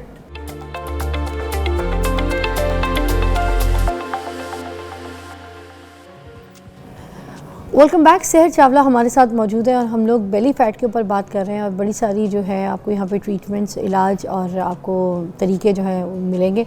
तो ब्रेक से पहले मैंने कहा था पेन जो है पकड़ लें, पेपर पकड़ लें। ये इलाज सुने आप, किस चीज़ के लिए बता रही थी आप? ये मैं एस्ट्रोजन टॉक्सिसिटी के लिए बता रही थी। अब मैं बता दूं कि उसकी वजह से हो क्या क्या सकते हैं। काइंड ऑफ बेली फैट तो मैंने बता दिया। जिन लोगों को ब्रेस्ट की सिस्ट है उन्होंने भी ये सप्लीमेंट्स लेने हैं। जिन लोगों को फाइब्रॉइड्स है उन्होंने भी लेने हैं। जिनकी यूट्रस की लाइनिंग थिक है, जिनको ब्लीडिंग बहुत ज़्यादा हो रही है, डिस्मेनोरिया भी जिसको आप कहते हैं, जिन लोगों को एंडोमेट्रियोसिस है। एस्ट्रोजन टॉक्सिसिटी से अल्टीमेटली खुदा ना खास्ता फिर आगे जाके ब्रेस्ट कैंसर भी होता है, फाइब्रॉइड्स और यूट्राइन कैंसर भी होता है, ठीक है। DIM, diindolyl methane 400 milligram daily empty stomach, इसका कोई साइड इफेक्ट नहीं होगा। ये मैं आप लोगों को 3 महीने की डोज बता रही हूँ। कैल्शियम ग्लूकरेट, ये ग्लूकरेट है, ये वो हड्डियों वाला कैल्शियम नहीं है, ये एस्ट्रोजन को बैलेंस करने वाला कैल्शियम है। ये टोटली डिफरेंट सॉल्ट है, GLUCARATE। Calcium glucarate 500 milligram daily empty stomach. Nettle root extract 250 से 500 मिलीग्राम की डोज के बीच, जो भी आपको अवेलेबल हो, डेली एम्प्टी स्टमक। एक extra version cod liver oil supplement आप लेंगे। कॉड लिवर ऑयल में विटामिन ए होता है, डी होता है, ओमेगा 3 फैटी एसिड्स होते हैं, आपकी बॉडी को सपोर्ट करेंगे स्ट्रेस से डील करने के लिए। स्किन के लिए भी अच्छा होता है, बहुत अच्छा होता है, बालों के लिए बहुत, हड्डी, इम्यूनिटी, कॉड लिवर ऑयल पे भी बड़ी बात इंशाल्लाह हो सकती है। पूरी सर्दियां तो मेरे ख्याल से बहुत अच्छा होता है, बहुत अच्छा। मैं पूरा साल लेती हूँ नाश्ते के साथ रोज सुबह कॉड लिवर ऑयल। जी, एक विटामिन ई आप, अच्छा ब्लीडिंग चाहे आपको पीरियड्स की कम हो चाहे ज़्यादा हो, विटामिन ई हर हार्मोनल फैट वाले ने लेना होता है। उसका रीज़न क्या है, आपके जो दिमाग का मास्टर ग्लैंड है, इसको मेडिकल लैंग्वेज में पिट्यूटरी ग्लैंड कहा जाता है। विटामिन ई अगर कम हो तो पिट्यूटरी ग्लैंड से वो स्टिमुलेटिंग हार्मोन्स नहीं निकलते जो ओवरी से जाके जो मेन सेक्सुअल हार्मोन्स है एस्ट्रोजन, उसकी प्रोडक्शन को रेगुलेट करें। अच्छा, ये पिट्यूटरी आपके पास 2 हार्मोन निकालते हैं, LH और FSH, ल्यूटिनाइजिंग हार्मोन और फॉलिकल स्टिमुलेटिंग हार्मोन। आप लोगों ने अपनी हार्मोनल रिपोर्ट्स में अक्सर देखा होगा LH और FSH, जिन लोगों ने औरतें करवाई लेती है जिंदगी में कभी, ठीक है। ये विटामिन ई के बगैर इनकी सिक्रीशन रेगुलेट नहीं हो सकती। पूरा फीडबैक लूप खराब हो जाता है। अब जिन लोगों की एस्ट्रोजन कम होता है वो कैसे पहचानेंगे, क्योंकि एस्ट्रोजन ज्यादा है तो भी मूड खराब होगा, एस्ट्रोजन कम है तो भी मूड खराब होगा, ठीक है। एस्ट्रोजन कम वालों को पीरियड्स की ब्लीडिंग कम होती है और उनका गंजपन स्टार्ट हो जाता है। अच्छा। ये थोड़ा सा डिफरेंस है। एक और डिफरेंस, उनको विजाइनल ड्राइनेस होती है और ब्रेस्ट एट्रोफी हो जाती है। मेरे पास ऐसी पेशेंट्स आती है जिनकी ब्रेस्ट का साइज कम हो जाता है, प्रॉपर कम हो जाता है पहले से। ये इसका मतलब है कि आपके पास एस्ट्रोजन कम हो रहा है। मोटापा यहाँ पे भी वही होगा जो एस्ट्रोजन टॉक्सिसिटी वाला होगा। आप पहचानेंगी कैसे, आपको साथ गंजपन भी हो रहा है, आपको विजाइनल ड्राइनेस हो रही होगी, decrease sexual appetite, decrease libido, sexual desire कम होगी, आपकी छाती आपकी छोटी हो जाएगी और आपकी पीरियड्स की ब्लीडिंग कम होगी। मोटापा वही वाला होगा। अब यहाँ पे आपने क्या करना है, एस्ट्रोजन का जो स्ट्रक्चर है ना, उसका जो न्यूक्लियस है वो बनता है कोलेस्ट्रॉल से। यहाँ पे आपने वेजिटेरियन डाइट नहीं लेनी, दबा के गोश्त खाना है और चर्बी वाला गोश्त खाना है और कीटो डाइट पे आपने आ जाना है। अंडे की जर्दियाँ खानी है, नट्स खाने हैं, नारियल का तेल, देसी घी, गोश्त की चर्बी, चिकन, बेशक वो जो फ़ैट होता है, दुम्बे वाला फ़ैट, उसमें पका पका के आप खाने खाएं, लेकिन आपने दोनों सिचुएशंस में ना मीठा लेना है, ना तला हुआ लेना है, ना आपने गंदम लेना है, ना आपने दूध लेना है। ये आपने दोनों सिचुएशंस में नहीं लेना। डेयरी का भी इस्तेमाल नहीं? डेयरी का बिल्कुल इस्तेमाल नहीं करना। और जब आपको एस्ट्रोजन टॉक्सिसिटी होती है ना, उसकी पहचान ये भी आपको डेयरी की क्रेविंग होती है, डेयरी की हो, आइसक्रीम की और इन चीज़ों की जिन लोगों को क्रेविंग होती है ना, और आपका यहाँ से मोटा आप टॉक्सिसिटी की तरफ जा रही हैं। ये मैं आप लोगों को बड़े बड़े साइंटिफिक हैक्स बता रही हूँ, जिस पे बहुत लंबी बात हो सकती है। अच्छा, इस तरह आप अपना पहचान लेंगी और इस तरह आप अपनी डाइट, इंटरमिटेंट फास्टिंग दोनों में मैंडेटरी है। अच्छा, लिवर डिटॉक्स आपने दोनों में करना है। जो जड़ी बूटी आपने कम एस्ट्रोजन में लेनी है वो आपने शतावरी लेनी है, और अभी जिसकी हम ब्रेक में भी बात कर रहे थे, ये मीनोपॉजल औरतों में होता है ज़्यादातर। मीनोपॉज होता है ना, एस्ट्रोजन ख़त्म हो जाता है, वो जिस्म के लिए एक बहुत बड़ा धक्का होता है। फिर जिन औरतों ने अपने स्ट्रेस लेवल्स का और एड्रीनल ग्लैंड का ख्याल नहीं रखा होता ना, उनका जिस्म इसको बर्दाश्त नहीं कर सकता। उन औरतों का मीनोपॉज बहुत सख्त होता है, और मेरे पाकिस्तान में बेचारी सारियों का ही सख्त होता है, क्योंकि किसी को भी अपना ख्याल नहीं रखना आता। तो वो आप गुड फैट लें, आप शतावरी जड़ी बूटी लें, आप अश्वगंधा लें, इसके साथ गुलाब की पत्तियों की चाय लें। आप गुलाब की पत्ती जो है ना, वो आपके पास दिमाग में एक न्यूरोट्रांसमीटर होता है टायरोसिन, न्यूरोट्रांसमीटर नहीं सॉरी अमाइनो एसिड होता है टायरोसिन। टायरोसिन हमारे दिमाग का जो मूड रेगुलेटिंग न्यूरोट्रांसमीटर है, सेरोटोनिन उसको बनाता है। ये आपने ये सोचा कभी स्पाज में ये गुलाब की पत्तियां ये एवी डेकोरेशन के लिए नहीं होती हैं, ये एक्चुअली इसका इफेक्ट है, ये टायरोसिन बनाती है। कैमोमाइल बहुत ज़्यादा अच्छी हर्ब है इसके लिए। हिबिस्कस 5000 सर्दियों में भी इस्तेमाल बहुत अच्छी, आप थ्रू आउट इस्तेमाल करें कैमोमाइल। अच्छा, मेरे ख्याल से उसमें थोड़ा सा दालचीनी डाल देंगे और उसमें बिल्कुल आप थ्रू आउट तो इस्तेमाल करें। अच्छा। मिंट बहुत ज़्यादा अच्छा है, अगर आपका पुदीना अगर आपके एस्ट्रोजन लेवल्स कम है, बहुत ज़्यादा अच्छा है। तो ये थोड़ी सी आप हर्ब्स इस्तेमाल करेंगे। इस केस में आप जो सप्लीमेंट्स लेंगे वो आप इनोसिटॉल लेंगे 1000 milligram daily empty stomach. Evening primrose oil लेंगे, एम्प्टी स्टमक ले लें, इवनिंग में प्रिमरोज क्या करेगा? प्रिमरोज ऑयल आपके पास अगेन पिट्यूटरी ग्लैंड से LH और FSH की सिक्रीशन अच्छी करता है। इनफैक्ट जितनी भी औरतें 40 से ऊपर हैं और अब उनकी मेंस्ट्रुएशन कम हो गई है, आप विटामिन E, इनोसिटॉल, प्रिमरोज शुरू करें। बी कॉम्प्लेक्स सप्लीमेंट आप लेंगे ताकि वो आपकी बॉडी को एनर्जाइज करे, आपके जो है वो फूड का मेटाबॉलिज्म उसको अच्छा करे। जितने भी बी विटामिन्स होते हैं वो खाने के मेटाबॉलिज्म में बड़ा सहारा बनते हैं। कॉड लिवर ऑयल सप्लीमेंट आप इस केस में भी लेंगे, और इंटरमिटेंट फास्टिंग जो है आप स्टार्ट करेंगे। एक बड़ा अच्छा सिंथेटिक सप्लीमेंट आता है एड्रीनल एंड कॉर्टिसोल सपोर्ट के नाम से। अच्छा, जितनी भी औरतें मीनोपॉज की तरफ जा रही हैं, आप ये सिंथेटिक सप्लीमेंट ले सकती हैं किसी भी कंपनी का। मैं यहाँ कोई ब्रांड एंडोर्समेंट नहीं करी, मैं सिर्फ केमिकल्स बता रही हूँ, आप कहीं से भी लें। एड्रीनल एंड कॉर्टिसोल सपोर्ट 15 से 16 जड़ी बूटियों से बना होता है फिजा, जिसमें लिकोराइस, मुलट्ठी, रोडोला, रोजेशिया और बहुत सारी हर्ब्स जो हैं 60 जिनसिंग, बहुत सारी हर्ब्स इसमें आपके पास तो शामिल ये हैं। क्या करती है आपकी ये बॉडी के आपके एड्रीनल ग्लैंड्स को इस काबिल बनाता है कि जब आप मीनोपॉज में जाएं, जब आप मीनोपॉज में जाते हैं ना, एस्ट्रोजन खत्म हो जाता है, तो एड्रीनल ग्लैंड पता है क्या करता है? एड्रीनल ग्लैंड अपने से थोड़ा सा कॉर्टिसोल ओवरी को देता है कि ये लो तुम मुझसे ले लो, तुम एस्ट्रोजन बना लो। जबरदस्त। तो अगर आप अपने एड्रीनल ग्लैंड को सपोर्ट करते रहेंगे तो ये उस वक्त जब आपको मीनोपॉज होगा, मैं आपको बता रही थी मैं रोज खाती हूँ एड्रीनल एंड कॉर्टिसोल सपोर्ट भी, मैं शताब्दी पहले से करनी है इसकी, पहले से करनी मतलब है। 35 आजकल जितना स्ट्रेस है, मीनोपॉज भी तो अर्ली हो गया औरतों को, 35 30 से भी शुरू करें। कर सकते हैं। बिल्कुल। अब पहले देखिए औरतों को 50 के करीब होता था, मेरे पास 38 39 की पेशेंट्स आती हैं मीनोपॉज से गुजरेंगे। Don't tell me. Absolutely perimenopause से गुजरी है। शतावरी लें, अश्वगंधा लें, ये जो मैंने आपको हर्ब्स बताई हैं ये लें, इंटरमिटेंट फास्टिंग करें, लॉन्ग वॉक्स पे जाएं सुबह, ये बड़ा इंपॉर्टेंट है। अच्छा, लॉन्ग वॉक्स पे सुबह क्यों जाना, ये भी साइंटिफिक बात है। सुबह के टाइम प्लांट्स ऑक्सीजन छोड़े होते हैं, हम सब ने बचपन में साइंस में पढ़ा हुआ है। ये आप किस टाइम की बात कर रही हैं? टाइम क्या सुबह वाला? आप कह लें कि ये 7-8 बजे से पहले, 5 से 7 के बीच। ये वो विटामिन डी वाली वॉक नहीं है? नहीं, ये विटामिन डी नहीं, अच्छा, ये कॉर्टिसोल वाली वॉक है। कॉर्टिसोल वाली, ये वॉक के टाइमिंग डिफरेंट होते हैं, ये आप सुन लें। तो ये जो है सुबह 7 बजे हो सकती है, 6 बजे हो सकती है, 5 बजे, 6 बजे बेहतरीन टाइम है, 5-6 बजे। ठीक है, अपने वैसे तो अपने आप को बड़ा नज़्मो ज़ब्त का कायल बनाएं। सुबह के टाइम प्लांट्स ऑक्सीजन छोड़ रहे होते हैं, हम सब ने पढ़ा हुआ है, रात को कार्बन डाइऑक्साइड छोड़ते हैं। जब प्लांट्स ऑक्सीजन छोड़ते हैं ना, आप वॉक करते हैं, तो आपका इंसुलिन भी नीचे जाता है और आपका कॉर्टिसोल भी नीचे जाता है। औरतों में इंसुलिन अगर ऊपर जाएगा ना, इसलिए मैं कार्बोहाइड्रेट और जंक फूड से मना कर रही हूँ, क्योंकि कॉन्टिन्यूस इंसुलिन स्पाइक मिलेगा। इंसुलिन डायरेक्टली प्रोपोर्शनल है टेस्टोस्टेरॉन के। डायरेक्टली प्रोपोर्शनल का मतलब ये है कि अगर इंसुलिन बढ़ेगा तो टेस्टोस्टेरॉन भी बढ़ेगा। जितनी भी खवातीन में एस्ट्रोजन कम होता है, मोस्टली उनमें टेस्टोस्टेरॉन ज़्यादा होता है। टेस्टोस्टेरॉन को मैनेज आप सिर्फ जड़ी बूटियों से और डाइट से नहीं करेंगी, आप अपने लाइफस्टाइल से भी करेंगी। ठीक है, इसी वॉक को हम ज़रा दोबारा इलैबोरेट करेंगे, हमें एक ब्रेक चाहिए, उसके बाद आपको ज्वाइन करते हैं।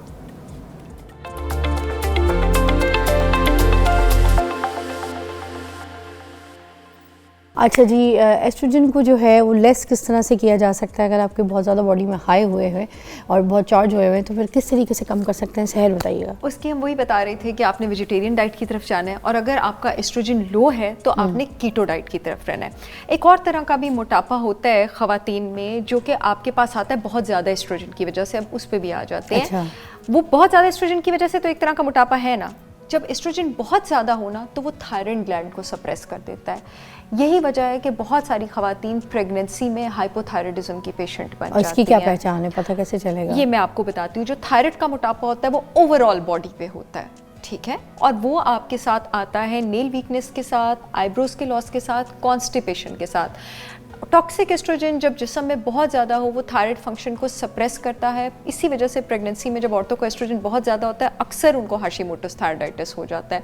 तो जब एस्ट्रोजन ज़्यादा होगा वो दो तरह के मोटापे लाएगा। अगर आप शुरू में उसको ट्रीट नहीं करेंगे, शुरू में अगर आप इस तरह किए कि पहले आपका वो नीचे वाला मोटापा था और अब आपको कॉन्स्टिपेशन भी शुरू हो गई है, मूड मजीद लो हो गया, हाइपोथायराइडिज्म में बहुत सख्त डिप्रेशन और बहुत सख्त इंसोम्निया होता है, डाउन रहता है, बहुत इंसोम्निया होता है, बहुत डिप्रेशन होती है, आपकी स्किन बहुत ज़्यादा ड्राई हो गई और अब पूरी बॉडी मोटी हो गई है, तो अपनी थायराइड प्रोफाइल भी चेक करा लें। अब आपको हाइपोथायराइडिज्म भी हो गया और अब आपने अपने आप को उसके लिए भी ट्रीट करना है। हाइपोथायराइडिज्म के लिए खुद को ट्रीट करने के लिए अगेन मैं बताऊं लिवर को डिटॉक्स करना बहुत जरूरी है। लोग समझते हैं थायराइड हार्मोन यहाँ बनता है। आज मैं आप सबको बताऊं 90% थायराइड हार्मोन लिवर में बनता है। एक्टिव फॉर्म सिर्फ 10% थायराइड ग्लैंड के अंदर बनता है। जो एक्टिव फॉर्म होती है वो आपके पास T3 होती है। अच्छा। 90% T4 से T3 लिवर में बनता है। तो इसके केस में भी आपको लिवर डिटॉक्स मगर इसका भी थायराइड टेस्ट करवाना जरूरी है। डेफिनेटली थायराइड प्रोफाइल आप करवाएंगे। okay. जिसमें आपके पास 3 चीज़ें होती हैं। TSH होता है थायराइड स्टिमुलेटिंग हार्मोन, उसके लेवल्स नॉर्मल से ऊपर होंगे। T3 और T4 होता है, उसके लेवल्स नॉर्मल से नीचे होंगे। इसका मतलब है कि आपको हाइपोथायराइडिज्म है। अच्छा। एक और तरह का मोटापा जिससे खवातीन बहुत ज़्यादा दो चार हैं और अगेन मेनोपॉजल खवातीन दो चार हैं, वो है एड्रीनल बॉडी टाइप। एड्रीनल यानी स्ट्रेस वाली बॉडी टाइप। अब ये बॉडी टाइप क्या होती है? इस जो एस्ट्रोजन टॉक्सिसिटी वाली थी उसमें सिर्फ नीचे वाला पेट लटका हुआ था। एड्रीनल बॉडी टाइप में पूरा पेट मोटा है और ऐसे नीचे को गिरा हुआ है। अच्छा। ऐसे यूं ना बिल्कुल ऐसे गिरा हुआ है जैसे आप यूं उठा लेंगे उसको। अच्छा। और पूरा मोटा है, ये नहीं कि सिर्फ नीचे वाला। ये आपके पास स्ट्रेस वाली बॉडी टाइप है। आपका जब स्ट्रेस हार्मोन, आपके गुर्दों के ऊपर 2 ग्लैंड होते हैं एड्रीनल ग्लैंड, जिनके 2 हिस्से होते हैं। बाहर वाला हिस्सा समझ लें उसको कॉर्टेक्स कहते हैं, अंदर वाले हिस्से को मेडुला कहते हैं।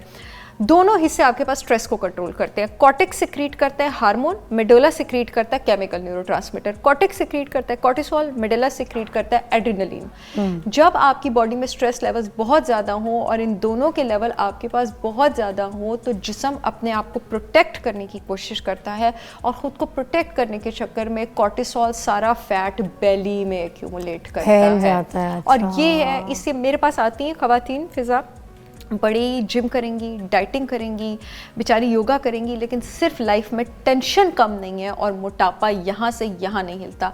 आपको पता है दुनिया में एक हर्ब है जिसको किंग ऑफ एडेप्टोजेनिक हर्ब्स कहा जाता है, जो कॉर्टिसोल और एड्रेनलिन दोनों पे लगाम डाल सकती है, and that is ashwagandha. Ashwagandha is called, अगर आपको इतना मैं बता दूं, अगर आपको थायराइड की मेडिकेशन ले रहे हैं, अगर आप प्रेग्नेंट हैं, बच्चों को दूध पिला रही हैं, अगर आपको नाइट शेड सूट नहीं करते, नाइट शेड से मुराद है आलू, बैंगन, टमाटर, शिमला मिर्च, तेज मिर्च, तो आपने अश्वगंधा नहीं लेना। अच्छा। बाकी सब ले सकते हैं, ठीक है। मुझे आपके साथ अश्वगंधा पे पूरा शो करना है। Ashwagandha is beautiful. और शतावरी पे भी लोगों को पता नहीं है, इतनी सस्ती हर्ब है, बड़ी चीजें हैं, सीबकथॉर्न भी। खैर एनीवेज, अश्वगंधा इन दोनों को कंट्रोल कर सकता है। उसके साथ जो मैंने एक एड्रीनल और कॉर्टिसोल सपोर्ट सप्लीमेंट कहा था वो आपने लेना है। अगेन आपने अपने विटामिन डी लेवल्स चेक करवाने हैं। बहुत सारे लोग इस वजह से स्ट्रेस में होते हैं कि विटामिन डी ठीक नहीं होता। कॉड लिवर ऑयल सप्लीमेंट आपको हेल्प करेगा। मैग्नीशियम ग्लाइसिनेट, ठीक है।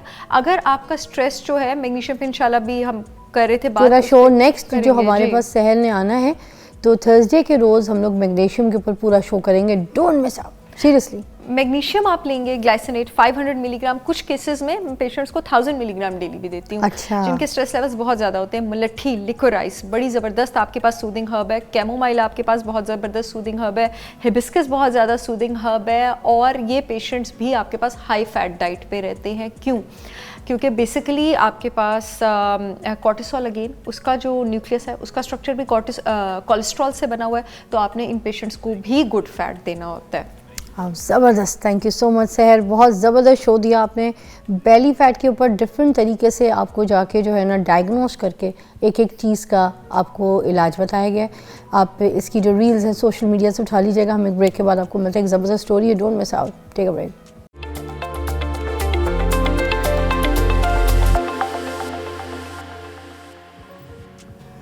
वेलकम बैक नाज़रीन। एक स्टोरी है हमारे पास, एक इंस्पिरेशनल स्टोरी जो कि आप अभी मिलेंगे। मोहम्मद सलीम साहब हैं, उनके बारे में हम आपको बताएंगे।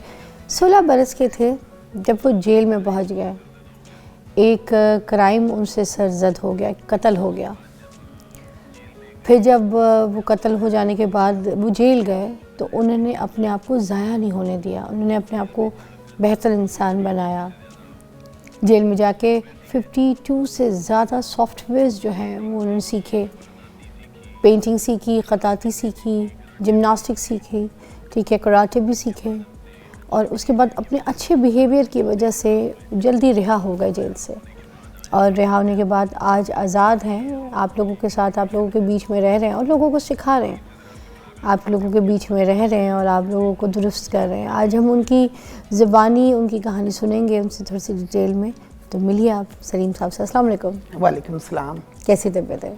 अल्हम्दुलिल्लाह सिस्टर। 16 बरस की उम्र में इतना बड़ा एक हादसा आपकी ज़िंदगी में, और उसके बाद जब आप जेल पहुँचे, ठीक है, तो क्या सोचा क्या करना है? क्योंकि जब इस तरह की सिचुएशन हो जाए, किसी की जान आपके हाथ से चले जाए और उसके बाद अब बंदा तो बड़े ट्रॉमे में चले जाता है। अगरचे तो कोई गलती सरजद हो जाए, कुछ हो जाए, तो बंदा अपने आप को तो पहले उस फेज़ में वापस ही नहीं ला सकता। फिर ये सारा एम, ये सब सीखना, ये प्रोसेस कैसे आया आपकी ज़िंदगी में? सबसे पहले तो सिस्टर आपका शुक्रगुजार हूँ कि दूसरा आपने बुलाया, इज़्ज़त बख्शी। तो जब मैं अंदर गया, पहली बात तो ये है कि मैं कोई क्रिमिनल नहीं हूँ। मर्डर जो मेरे से हुआ था ना, वो भी इस तरह से कि उसने हमारा जीना हराम किया हुआ था। हाथों से CCD कंट्रोल करती, लोग उसके खिलाफ गवाही नहीं देते थे। 2 बंदे हमारे गांव के मार के वो जेल से निकल चुका था और गांव वाले सारे डरते थे। बहरहाल बंदे के अपना माइंड सेट होता है। मैं मैट्रिक के पेपर दिए और उसी वक्त अभी रिज़ल्ट नहीं आया था, तो जब मेरे से ये वक़ूआ हुआ, अब अंदर में कैद तो हो गया, लेकिन मेरी सोच को नहीं कोई कैद कर सका। वहाँ जापान के इंस्ट्रक्टर आए थे और उन्होंने 5 साल का एक प्रोग्राम पेश किया जिसमें वो 7 करोड़ रुपए बजट था। मैं 2002 की बात कर रहा हूँ, तो वो 7 करोड़ आज के अरबों रुपए के बराबर था।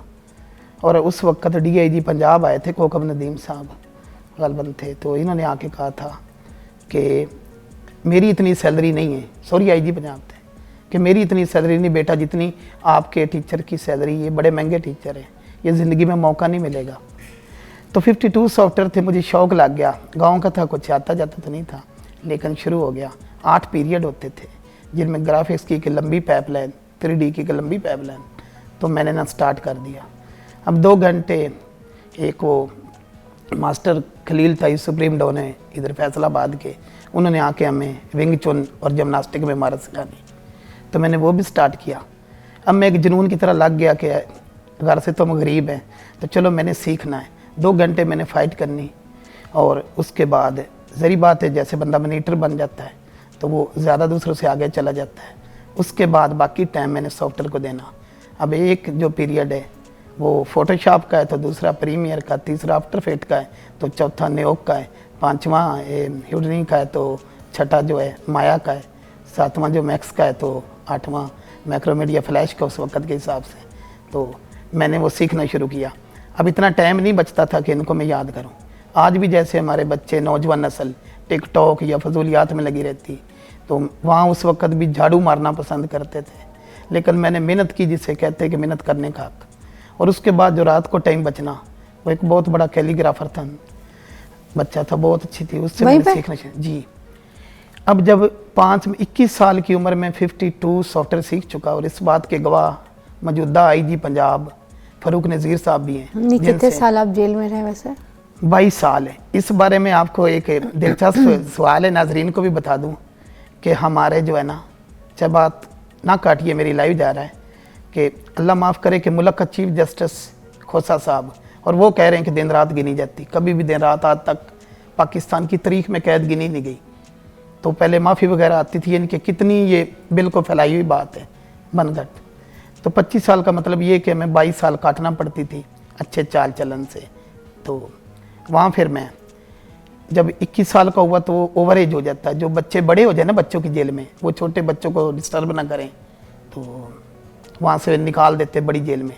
जब मैं बड़ी जेल में गया तो सुपरिटेंडेंट साहब हैरान हो गए कि 52 इसके पास डिप्लोमे हैं, इसने आप नाजरीन को दिखा सकती कि किसी वज़ीर आज़म को भी इतना प्रोटोकॉल नहीं मिला। मैं सारी पिक्चरें साथ ही लाया हूँ कि मुझे जेल में अलहदा सेपरेट कमरा, कंप्यूटर, नेट की सहूलत, हर चीज़ तक एक्सेस मेरी, और मैंने ना मिसयूज़ किया ना गिव अप किया। मैं मेहनत करता गया। अब मेरे पास और तो कोई शुगल नहीं था, बस वहाँ मैं लग गया डेटाबेस सॉफ्टवेयर बनाने के चक्कर में। यहाँ एक बात और मैं कर दूँ कि हमारा जो मुल्क का एजुकेशन सिस्टम, इस पे बोल रहा हूँ, मेरे 200 से ज़्यादा चैनल पे मेरे इंटरव्यू चल रहे हैं और हो रहे हैं अभी भी, कि सिस्टर के हम बहुत पीछे, हमको 20-30 साल पीछे ICS के बच्चे। ये बात है तो आपकी दुरुस्त है, मगर मैं आप तक ही रहना चाहूँगी, अभी बात आप तक ही करूँगी कि आप जैसे और भी लोग थे वहाँ पे जेल में जिन्होंने इस मौके से फ़ायदा उठाया। जी बिल्कुल, जैसे आपने मेहनत की, बाकी उन्हें अपने बाकी ने अच्छी कारकर्दगी, अच्छे हुस्न सलूक से एक आध सॉफ्टवेयर सीखा और इसी बेस पे मैं बाहर आया हूँ। मुझे ये सेटरी दाखिला जो मेजर आजम सुलेमान से। अभी आपको बाहर आए हुए कितना टाइम हो गया है? 8 साल हो गए। बाहर मैंने कैद काटी है, अंदर भी कैद काटी, बाहर भी। बाहर क्यों कैद काटी? पेरोल पे आया हूँ, 25 साल कैदी था। हाँ। तो मैं पेरोल पे बाहर 1 साल पहले मेरी पेरोल पे जो बाहर आते हैं वो उसका क्या सीन होता है? पेरोल पे जो बाहर आते हैं वो हम अपने इलाके में नहीं जा सकते, 200 किलोमीटर दूर रहना होता है। जैसे फैसलाबाद है ना, हाँ। तो वो रहना होता है। अच्छा। तो बाहर मैं काम करता रहा, लेकिन 1 साल पहले मैं मीडिया पे आया और किंग VFX स्कूल के नाम से मैंने ना एक लॉन्च किया चैनल अपना, और उस पर मैंने सिखाना शुरू किया। उसमें अर्निंग भी बेपना हुई और दूर से पूरी दुनिया से कस्टमर आ रहे हैं। कितना महीना कमा लेते हैं आप उससे, चैनल से? ये तकरीबन अंदाज़न एक फिगर कंफर्म नहीं पूछी मैं, मिक्स अंदाज़न कंफर्म तकरीबन गिने तो नहीं, लेकिन कोई 15-16 के करीब। 15-16 हाँ, क्योंकि अपना चैनल नहीं बनाया। लाख रुपए? हाँ, 15-16 लाख। आप ये कह रही, मेरी एक स्टूडेंट है ये, और वो उसने अभी चैनल बनाया है और वो 35 लाख रुपए माना कमाए उसने। ना सिर्फ कमाए बल्कि मेरे से सीख के। इतनी जल्दी? तो ये जो एनिमेशन है ना, एनिमल फाउंटेन क्रॉसिंग, इसमें इतना पैसा है, 5-6 मिलियन तो इसमें व्यूज आते हैं लॉन्ग वीडियो पे। बच्चे इनको छेड़ते ही रहते हैं, बार बार इनको ना छेड़ते रहते हैं। और हमने जो कोरस लॉन्च किया है ना, वो इस तरह के इतना एडवांस है कि 15-20 दिन में बंदा ना सीख जाता है। क्योंकि मेरी जो सिस्टर महारत है ना, 30 से 35 मिनट में बच्चा जुबानी कीबोर्ड सीख जाता है। वाह। क्योंकि ना उसमें टाइपिंग मास्टर ना टाइपिंग ट्यूटर। अच्छा, मैं बड़ा अफसोस करती हूँ, मैं कहती हूँ अब तो यूट्यूब्स का दौर है, सोशल मीडिया का दौर है, इतने टैलेंटेड लोग हैं घर में बैठे हैं, उनको कोई ऐसा रास्ता बताएं जो जैसे आप कमा रहे हैं। दिखा दें हमारी टीम का चैनल लव एनिमल्स, और 3 माह के अंदर इतनी अर्निंग है कि मैं टीवी पे बता नहीं सकता। वाह वाह। तो आपके अंदाजे से भी ज्यादा। वाह वाह वाह। और उसके 3 देखिए जी, एक तो मैं बड़ा अप्रिशिएट करूँगी कि जिस वक्त से गुज़र के, जिस मरहले से, जिस आजमाइश से गुज़र के आपने अपने हुस्न कारकर्दगी से, अपनी मेहनत से, अपने दिल, अपने लगन से लोगों को बताया कि आप कुछ कर सकते हैं। और आप, जाहिर सी बात है, क्रिमिनल नहीं थे।